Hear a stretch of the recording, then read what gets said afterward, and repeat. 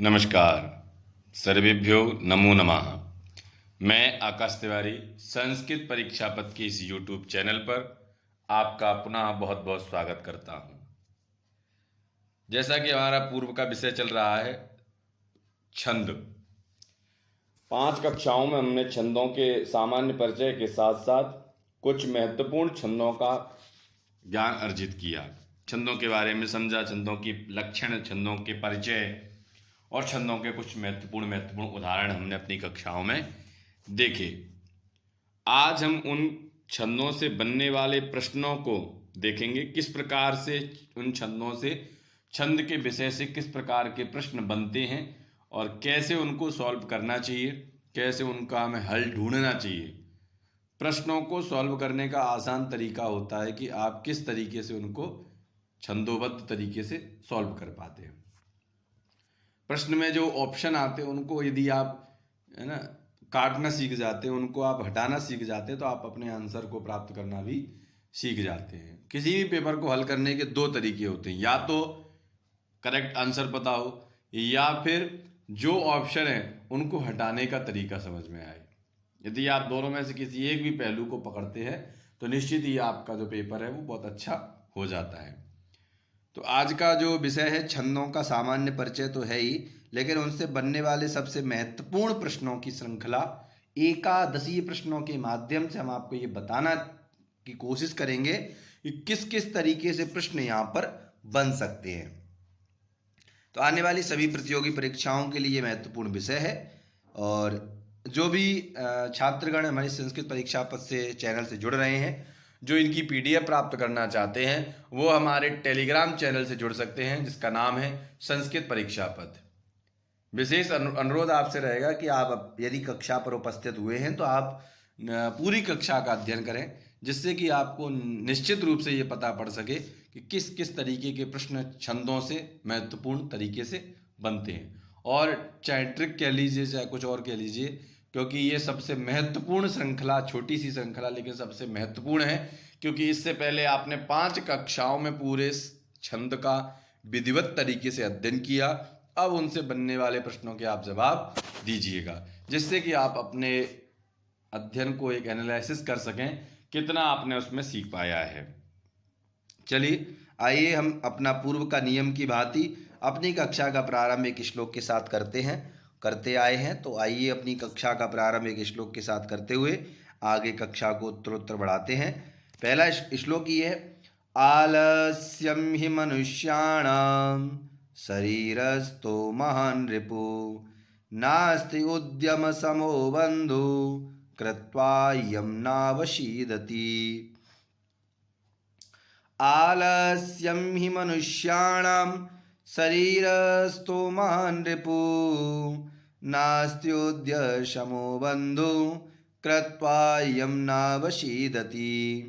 कहते हैं आलस्यम ही मनुष्याणाम, मनुष्यों का, आलस्यम ही मनुष्याणाम, रामाणाम षष्ठी विभक्ति बहुवचन 6-3, षष्ठी विभक्ति बहुवचन क्या है? मनुष्याणाम, अर्थात मनुष्य का ही आलस्य जो है ये शरीर का सबसे बड़ा शत्रु है।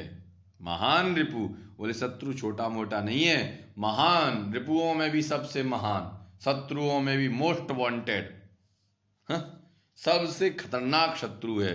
मनुष्य का यदि सबसे बड़ा कोई शत्रु है तो उसके शरीर में रहने वाला उसका आलस्य ही है। जो अपने कामों को वो टालने की हैबिट बना चुका है, यही उसका सबसे बड़ा शत्रु है। नास्ति उद्यम शमः बंधु, बोले शत्रु तो बता दिया, बोले आलस्य है, लेकिन बंधु कौन है, मित्र कौन है? बोले नास्ति उद्यम समः, उद्यम के समान, मेहनत के समान, परिश्रम के समान आपका कोई भी बंधु नहीं है। यही एक बंधु है, यही एक मित्र है। कृत्वा यं नावसीदति, इससे आप क्या नहीं कर सकते? यदि आप मेहनती हैं, यदि आप कर्तव्य निष्ठ हैं, यदि आप अपने कर्तव्य के प्रति ईमानदारी रखते हैं तो निसंदेह आप कुछ भी कर सकते हैं, आप कुछ भी कर सकते हैं।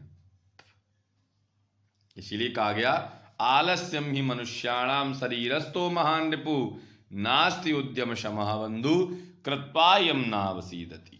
ठीक, चलिए आगे कक्षा को देखते हैं। हमारे प्रश्नों की श्रृंखला, पहला प्रश्न आपकी स्क्रीन पर आया, यहां से हम प्रश्नों को देखते हुए चलेंगे। छंद शास्त्रम किमर्थम प्रवृत्तम।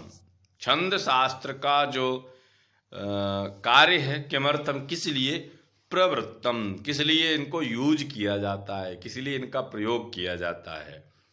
क्या इनका प्रयोग छत्राधिपस्य नियमानाम दर्शनार्थम, है ना, छत्र आदि अधिपतियों के नियमों का दर्शन करने के लिए, श्लोकानाम वृत्ति आदि नियमानाम दर्शनार्थम, बोले श्लोकों में जो वृत्ति होती हैं, जो छंदों का प्रयोग होता है, श्लोकों में जो वृत्तियां होती हैं, वृत्ति आदि नियमानाम उनके नियमों का दर्शन करने के लिए छंद शास्त्र का प्रयोग किया गया। काव्य नियमानाम दर्शनार्थम, काव्य के नियमों का दर्शन करने के लिए इनका प्रयोग किया गया। या सन्यासिनः आचार आदि नाम दर्शनार्थम, या सन्यास आचार जो सन्यासी होते हैं उनका आचार्य गुरुजनों के दर्शन के लिए इसका प्रयोग किया गया। बोले छंद शास्त्रम किमर्थम प्रवृत्तम, छंद शास्त्र का किस लिए प्रयोग हुआ। क्या छत्राधिपस्य नियमानाम श्लोकार्थम वृत्ति आदि नाम, काव्य नियमानाम और सन्यासिना आचार आदि नाम दर्शनार्थम। तो इसका प्रश्न का जवाब देते हुए कहते हैं कि श्लोकानाम वृत्ति आदि नियमानाम दर्शनार्थम, बोले श्लोकों के, किसका, श्लोक में, श्लोक जो है उनमें जो वृत्ति आदि है उनके दर्शन के लिए, उनको देखने के लिए छंद शास्त्र में इनका प्रयोग किया गया है। किसका, छंद शास्त्र में क्यों प्रवृत्त हुआ, श्लोक में जो वृत्ति आदि के जो नियम लगते हैं, कहाँ पर कौन सा नियम है, कहाँ पर कौन सा वर्ण दीर्घ होगा, कब ह्रस्व होगा, है, क्योंकि अपने अपने छंद के अपने अपने नियम हैं। बोले नियमों के अनुरूप यदि आप चलते हैं तो निसंदेह, क्या कहते हैं, निसंदेह आप एक बेहतरीन छंद के साथ एक बेहतरीन श्लोक का निर्माण कर सकते हैं। यदि आप कहीं के मारे कहीं भी लगा देंगे तो आपको कभी भी छंद के अनुरूप आपका कोई पद तैयार नहीं हो पाएगा, और यदि छंद के अनुरूप नहीं होगा तो उसकी शोभा भी अगरिमा वाली रहेगी, वो आपको ज़्यादा अच्छी नहीं लगेगी। चलिए आइए देखते हैं दूसरा प्रश्न। दूसरा प्रश्न कहता है रसैरुद्रैश्छिन्ना यमन सबलाग। यदि आपने लक्षण याद किया हुआ, इदम कस्य वृत्तस्य लक्षणम वर्तते, यह जो है किस छंद का लक्षण है। रसैरुद्रैश्छिन्ना यमन सबलाग, एक ही वर्ड है इसके बाद जो आपका अपना आंसर तैयार करता है। क्या वह वर्ण अनष्टुभ वृत्तस्य, द्रुत विलंबत वृत्तस्य, शिखरणी वृत्तस्य या उपजाति वृत्तस्य। कहते हैं क्या वो अनुष्टुभ वृत्ति वाला छंद है। ये जो वृत्ति है, ये जो वृत्ति का मतलब ये जो पद दे रखा है, ये पूछ रहे हैं ना, इदम कस्य वृत्तस्य लक्षणम, ये किस वृत्त का लक्षण है, किस वृत्त का लक्षण। क्या ये अनुष्टुभ वृत्त का है, क्या ये द्रुत विलंबित वृत्त का है, या शिखरणी वृत्त का है, या उपजाति वृत्त का है। क्या ये शिखरणी छंद का लक्षण है, या ये द्रुत विलंबित छंद का लक्षण है, या ये अनुष्टुभ छंद का लक्षण है, या ये उपजाति छंद का लक्षण है। तो आप इसका जवाब देखिएगा। रसैरुद्रैश्छिन्ना यमन सबलागा शिखरिणी। क्या कहा, रसैरुद्रैश्छिन्ना यमन सबलागा शिखरिणी। बोले शिखरिणी छंद की ये लक्षण है। शिखरिणी छंद के कुछ मैं आपको लक्ष्य बताता हूँ। पहले तो इसमें आपको ये पता होना चाहिए कितने वर्ण होते हैं। एक पाद में 17 वर्ण होते हैं। रस और रुद्र, तो रस कितने प्रसिद्ध हैं, 6 है ना। आप ऐसे भी देख सकते हैं, रस कितने प्रसिद्ध हैं, 6। रुद्र कितने प्रसिद्ध हैं, 11। तो रुद्र कितने प्रसिद्ध हैं, 11। तो रसैरुद्रैश्छिन्ना यमन सबलागा शिखरिणी, 11 और 7 कितने हो गए, 17। 11 और 6 कितने हो गए? 17। तो आपको ये भी पता होना चाहिए कि कहाँ कहाँ पर यति होगी। तो छठवें और 11वें वर्ण पर क्या होगी? यति होगी। तो श्लोक में हमने छंद में देखा भी था, रसई रुद्रैश्छिन्ना।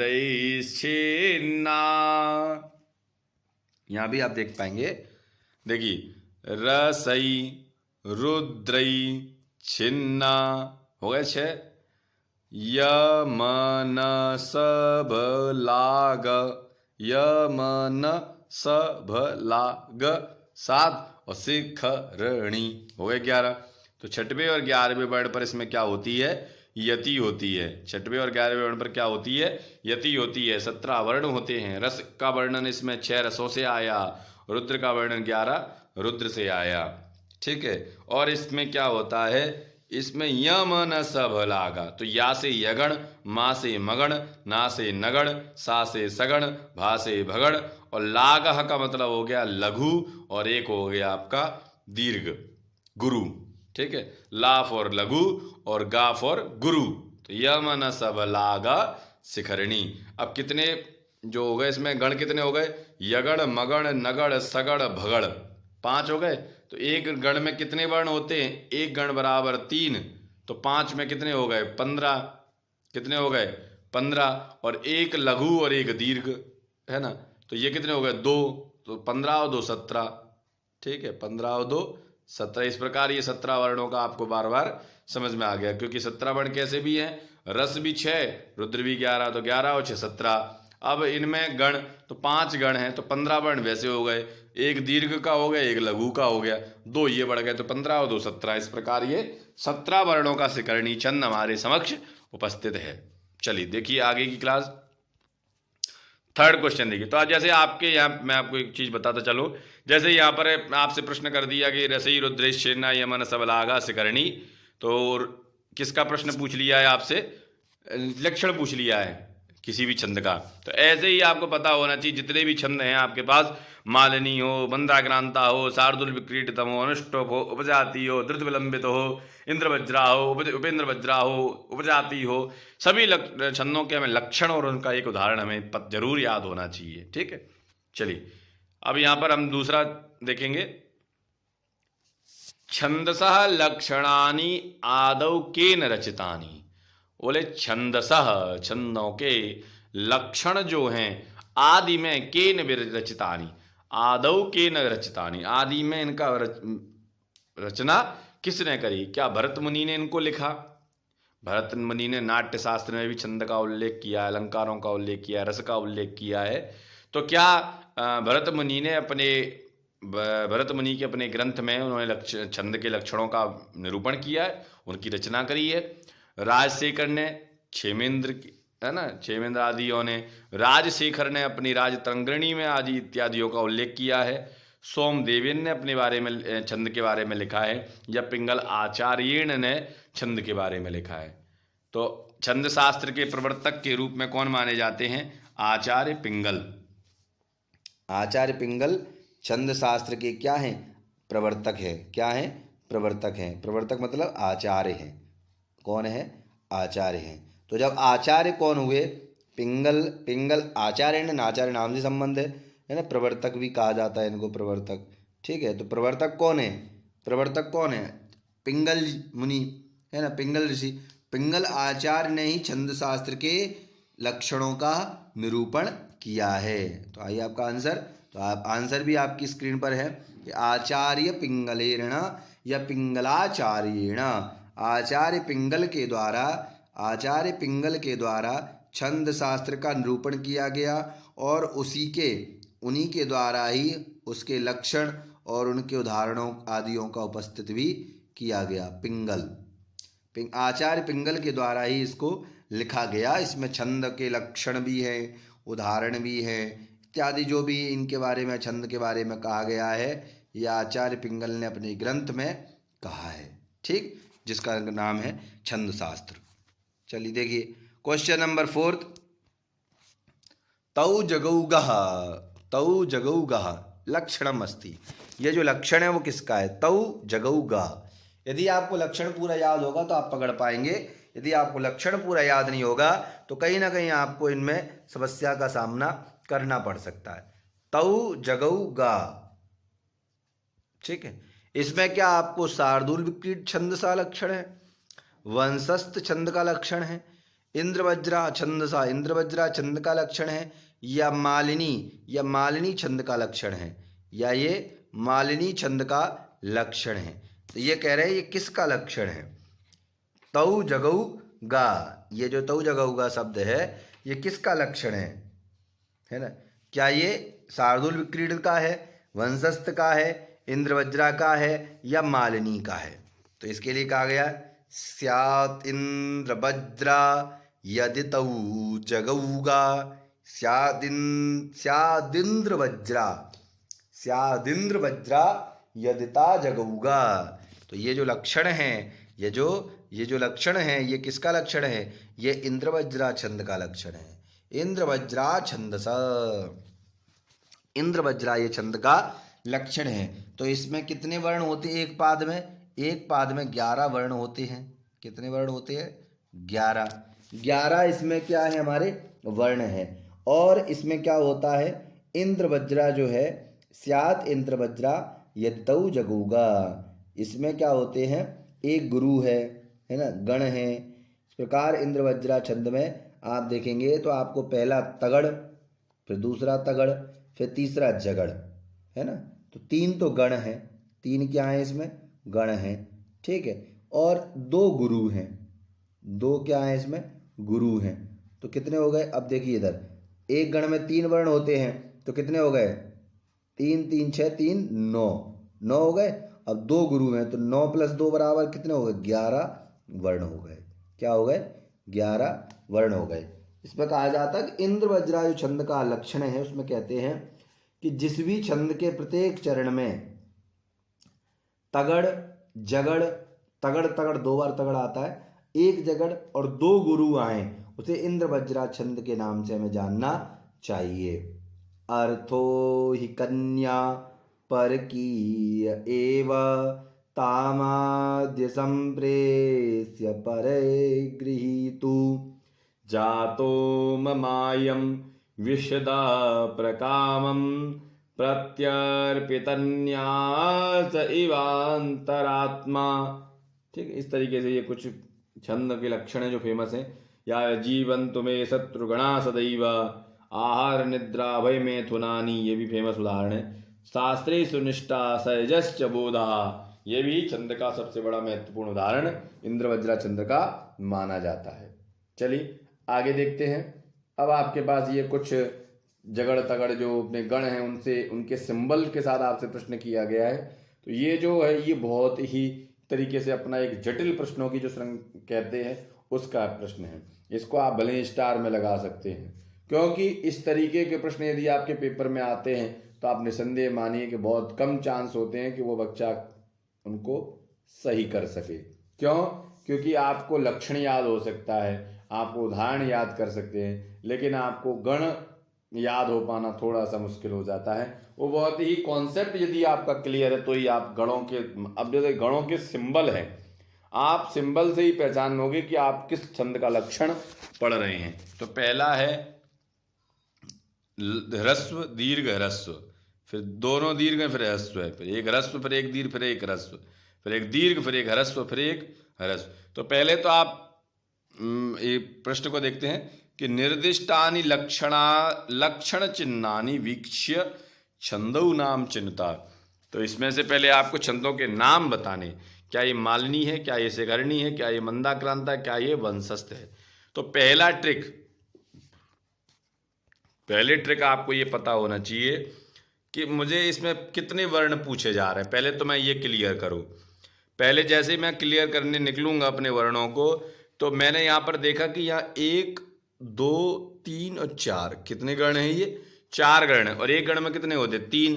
तो 3 3 6 3 3 9 और 3 चौक 12। कितने वर्ण हो गए? 12। टोटल 12 वर्ण हो गए। अब मैं अपने ऑप्शन से आराम से पकड़ सकता हूँ, क्योंकि 12 वर्ण किसी और छंद में नहीं, सिर्फ एक में है।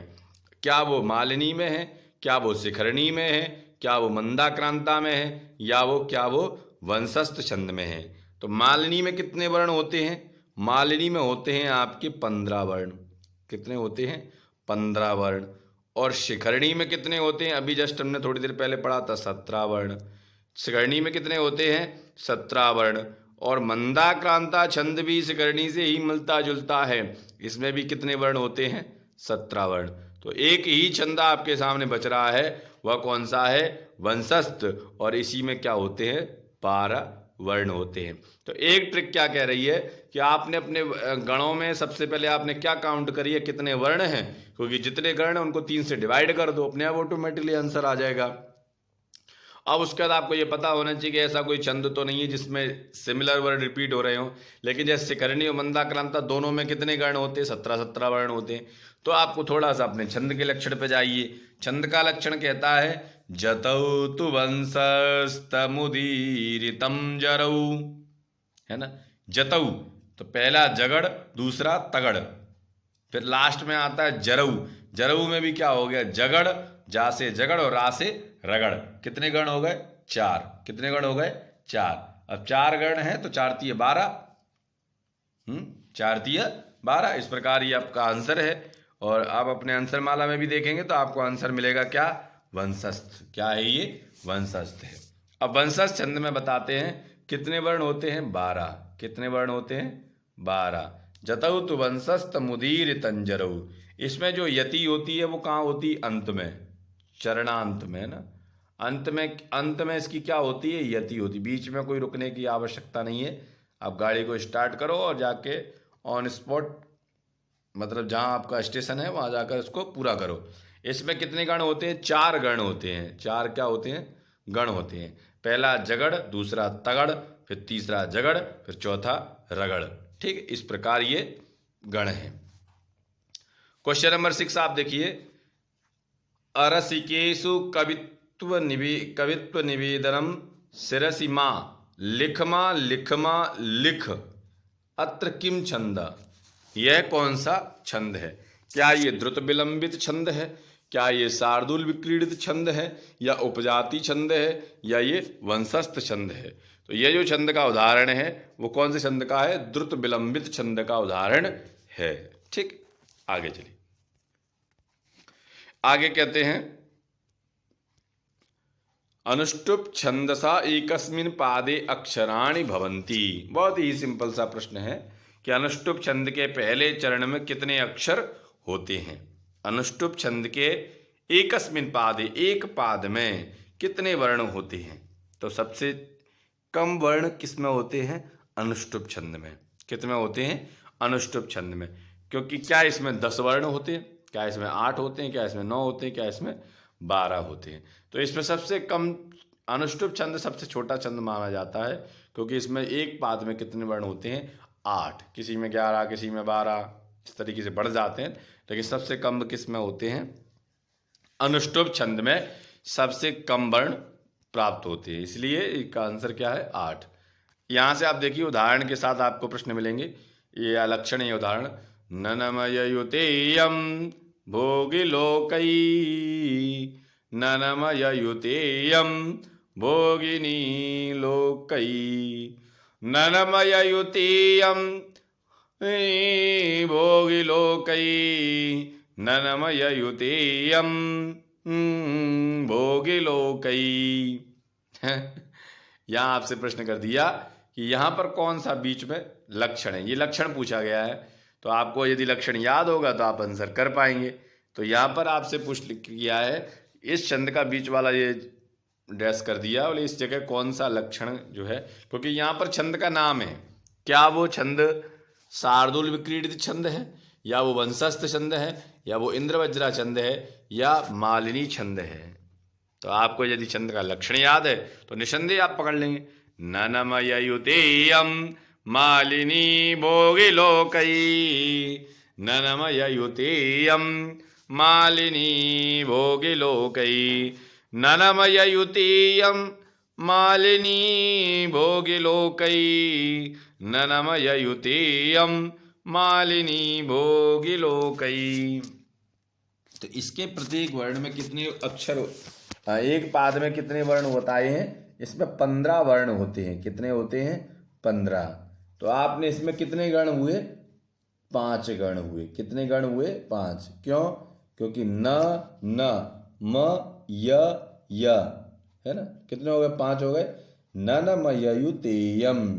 तो न म य नगड़ नगड़ मगण यगड़ और यगड़, दो मासे हैं, सॉरी 2 नासे हैं, 2 यासे हैं और 1 माँ से मगड़ है।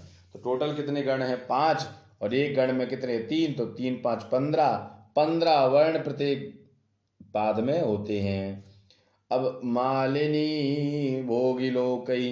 भोग मतलब होता है नाग। भोग मतलब क्या होता है? नाग।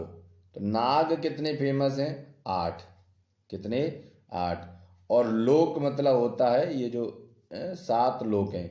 इतल वितल तलातल सातल महातल पाताल, ये पृथ्वी के नीचे के 7 लोक हैं। भू भुवा स्वा महाजना तपा सत्यम, ये आकाश के ऊपर के 7 लोक हैं। तो लोक मतलब ये हो गए कितने? 7। तो 8वें और 7वें वर्ण पर क्या होगी? यति होगी, विराम होगा। तो 8 और 7 कितने हो गए? 15। ये भी 15 हैं। इस प्रकार ये छंदों के जो लक्षण में हमने देखा, किसमें? मालिनी के छंद में, जिसमें हमने देखा 15 वर्ण होते हैं, 5 गण हैं, 2 नगण हैं, 1 मगण है, 2 उसके बाद यगण है। उसके बाद भोग मतलब नाग। नाग कितने फेमस है? 8। और लोक मतलब संसार। लोक मतलब ये इतल वितल तलातल सातल महातल पाताल। भू भुव स्वा महाजना तपा सत्यम, जैसे कि 14 भुवन एक पति होई। तो 14, 7 ऊपर के 7 नीचे के प्रकार ये 14 भुवन होते हैं। तो यहाँ पर 14 भुवनों में से कितने भुवन का नाम लिया गया है? 7। ठीक है, आइए देखिए। आइए आपका नेक्स्ट क्वेश्चन है। नेक्स्ट क्वेश्चन कहता है न मंत्रम नो यंत्रम तदपि च न जाने स्तुतिमहो। उदाहरणम अस्ति, उदाहरण है। ये किसका उदाहरण है? ये शिखरणी छंद का उदाहरण है, या वंशस्थ छंद का उदाहरण है, या मालिनी का उदाहरण है, या शार्दूल विक्रीडित छंद का ये उदाहरण है। तो यदि आप लक्षण पढ़ रहे हैं तो आप छंद के जो उदाहरण से भी आप पकड़ सकते हैं, और किस छंद का जो लक्षण है वो इस उदाहरण से मिल रहा है। तो कहते हैं न मंत्रम नो यंत्रम तदपि च न जाने स्तुतिमहो। रसैरुद्रैश्चिन्ना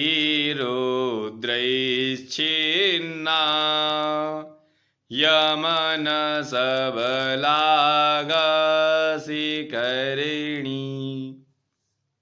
यमन सबलागा शिखरिणी। तो ये किस छंद का उदाहरण हो गया? शिखरिणी छंद का उदाहरण। किसका हो गया? शिखरिणी छंद का ये उदाहरण है, यमन सबलागा शिखरिणी। ठीक है। अब शिखरिणी छंद में आपको पता है 17 वर्ण होते हैं, है ना। रस बताए 6 रस होते हैं, है ना। रुद्र कितने बताए? 11 रुद्र होते हैं। और 17 इसमें क्या होते हैं? वर्ण होते हैं। ठीक है। और 6वें और 11वें वर्ण पर क्या होती है? यति होती है। ठीक है। इस तरीके से ये कुछ छंदों के लक्षण के साथ साथ नई चीजें आपको बता रहे हैं। लक्षण छंद नंबर 11वां 10वां प्रश्न है आलस्यम ही मनुष्याणाम शरीरस्थो महान रिपुः, है ना। अब यहाँ तो आप लक्षण से भी न पकड़ पाए तो आप काउंट कर लें, वर्ण काउंट कर लें। वर्णों के गिनने से भी आप क्लियर कर पाएंगे। तो वर्णों के गिनने पे जाएंगे तो आ ला या 3 हो गए, ही 4, म न 4 हो तो 6, या ण 8 9 10 11 12 13 14 15 16। कितने हो गए? 16 वर्ण हो गए। कितने हो गए? 16 वर्ण हो गए। आलस्यम ही मनुष्याणाम शरीरस्थो महान रिपु, है ना। और यह भी हमने अपने छंद में भी देख लिया। आज के श्लोक में भी, आज की कक्षा का श्लोक भी इसी से स्टार्ट था कि आलस्यम ही मनुष्याणाम शरीरस्थो महान रिपुः। बोले आलस्य जो है व्यक्ति के शरीर का सबसे बड़ा शत्रु होता है, सबसे बड़ा शत्रु होता है। तो ये किस छंद का उदाहरण बन सकता है? थोड़ा सा आप अपने पर प्रेशर डालिए जिससे आप पहचान पाएं कि ये किस छंद का उदाहरण बन रहा है। थोड़ा ध्यान दीजिए और थोड़ा सा दिमाग लगाइए। थोड़ा सा इस पर आप पकड़ लगाएंगे तो आप निश्चिंत ही आंसर ढूंढ लेंगे। इसमें कोई ज़्यादा बड़ी बात नहीं है। तो आपने देखा, नहीं समझ में आया ना। 8 वर्ण हो रहे हैं। पहले आप तो ये देख लीजिए कि आप रुक कहाँ रहे हैं। इतने से ना समझ में आए तो, क्योंकि 16 वर्ण कहीं होते नहीं हैं तो आप पकड़ नहीं पा रहे हैं, है ना। क्योंकि अनुष्टुप में कितने हैं, अब ऐसे ही देख लीजिए ना, अनुष्टुप में कितने हैं 8, वंशस्थ में कितने हैं आपके, वंशस्थ में होते हैं आपके 12, ठीक है। इस प्रकार मालिनी में मालिनी में आपके कितने हो जाएंगे, मालिनी में हो जाएंगे आपके 15, मालिनी में कितने हो जाएंगे 15। और उसके बाद बचा आपका इंद्रवज्रा, इंद्रवज्रा में कितने हो जाते हैं 11, ठीक है। तो इसमें कोई भी 16 का है ही नहीं। तो आलस्यम ही मनुष्याणाम, यहाँ तक गिनिए, आला या 3, ही जो है वो 4, म न या ण हो गए 8। तो ये 8 होने की वजह से आंसर क्या हो जाएगा, अनुष्टुप छंद हो जाएगा। आलस्यम ही मनुष्याणाम शरीरस्तो महान रिपु। एक और तरीका देखिए, एक और तरीका देखिए, अनुष्टुप छंद को पकड़ने का एक और तरीका देखिए। अनुष्टुप छंद का लक्षण क्या कहता है, श्लोके षष्ठम गुरुम गेयम सर्वत्र लघु पंचमम। बोले सभी पादों का जो 5वां वर्ण है वो क्या होगा, लघु होगा, और 6वां वर्ण क्या होगा, दीर्घ होगा। तो 5वां 6वां देखिए, तो आ ला या ही 4 हो गए, माँ 5वां वर्ण है तो ये क्या हो गया, ह्रस्व हो गया। अब शा और या का संयोग होने की वजह से नू जो है वो क्या हो जाएगा, दीर्घ हो जाएगा। और 7वें वर्ण के लिए अलग अलग तरीका इन्होंने बताया है कि 7वां वर्ण प्रथम और तृतीय में तो दीर्घ हो जाएगा, फर्स्ट एंड थर्ड में तो क्या हो जाएगा, दीर्घ हो जाएगा, और सेकंड और फोर्थ में ये क्या हो जाएगा, ह्रस्व हो जाएगा। तो ये पहला है, पहला है तो पहले में क्या होगा, 7वां वर्ण दीर्घ होगा। तो आ ला या ही 4, मा ना कितने हो गए 6, और या क्या है, दीर्घ है। तो ये भी एक छंद का उदाहरण हमें समझ में आएगा, ठीक है। तो उदाहरण आंसर क्या है, अनुष्टुप छंद है। क्या है आंसर, अनुष्टुप छंद है। आज की क्लास का अंतिम प्रश्न देखिएगा। मैंने आपको प्रारंभ में बताया था 81 प्रश्नों की ही ये उत्तरी लेके आया, जिसमें आप छंदों के लक्षण के साथ या छंदों के जो उदाहरण महत्वपूर्ण उनसे आप ये समझ सकें किस प्रकार हमसे पेपर में प्रश्न किए जा सकते हैं। शुक्लां ब्रह्म विचार सार परमा माद्याम जगत व्यापिनी उदाहरणमस्ति। ये उदाहरण है। क्या ये अनुष्टुप छंद का उदाहरण है, क्या ये वंशस्थ छंद का उदाहरण है, क्या ये शिखरणी छंद का उदाहरण है, या ये शार्दूल विक्रीडित छंद का उदाहरण है, क्या ये शार्दूल विक्रीडित छंद का उदाहरण है। तो शार्दूल विक्रीडित छंद का उदाहरण क्या कहता है, सूर्या स्वैर मसजास ततास गुरुवा शार्दूल विक्रीडितम शुक्लां ब्रह्म विचार सार परमा माद्याम जगत व्यापिनी। ठीक है, तो ये किसका उदाहरण है, शार्दूल विक्रीडित छंद का ये उदाहरण है, जिसमें कितने वर्ण होते हैं 19। कितने वर्ण होते हैं 19। ठीक है, सूर्य कितने होते हैं 12, सूर्या अश्व 12 कितने होते, 12 तो हो गए क्या आपके सूर्य, 12 क्या हो गए आपके सूर्य हो गए। और अश्व कितने होते हैं 7, अश्व कितने होते हैं 7। तो 12 और 7 कितने हो गए 19, कितने हो गए 19। तो कितने वर्ण हो गए 19 वर्ण हो गए। ठीक है, और 12वें और 7वें वर्ण पर हमको क्या करनी पड़ती है, यति लेनी पड़ती है, विराम लेना पड़ता है। ठीक है, तो इसी के साथ आज की कक्षा का यहीं विराम।